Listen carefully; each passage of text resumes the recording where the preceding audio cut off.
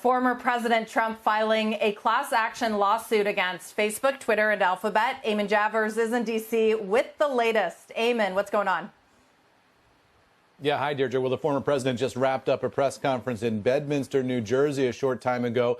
He laid out his argument in this class action lawsuit that he says he's filing today against the tech giants for removing him from their services for violating their terms of service. And he brought up his lawyer to make the legal case here. And what the lawyer is saying is they're going to argue that these entities are, in fact, governmental entities, and therefore this is a freedom of speech issue. There you can see the site in Bedminster where that press conference just wrapped up a couple of minutes ago.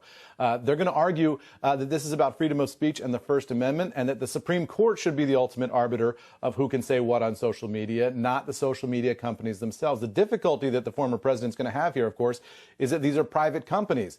And as private companies, they have terms of service, and they say that the former president violated those terms of service in his calls to potential violence around the insurrection of January 6th. That was the inflection point at which those services decided to ban him in the first place. So the former president airing a number of grievances today in New Jersey and fleshing out what this lawsuit is going to look like. We'll see if it gets any traction in the courts. They say they like the venue in southern Florida where they filed this lawsuit, Deirdre. Yeah, Eamon, that's a novel argument, it sounds like. There's also been quite a bit of Republican fundraising email traffic off of the big tech's assault on conservatives, as they would frame it. So to what degree is this a political argument just as much as it's a legal one?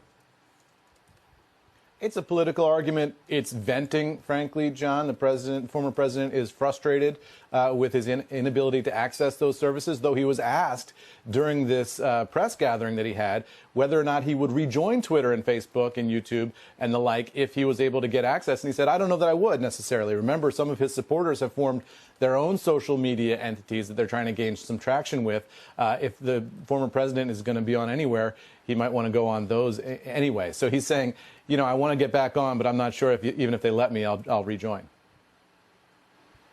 Right, Eamon, some might say he's looking for attention here. What I find interesting, the presser was, what, an hour long or more? And few networks actually took it. I think Fox Business stayed with it the longest. What does that say about his visibility, his influence, since he's been taken off those platforms?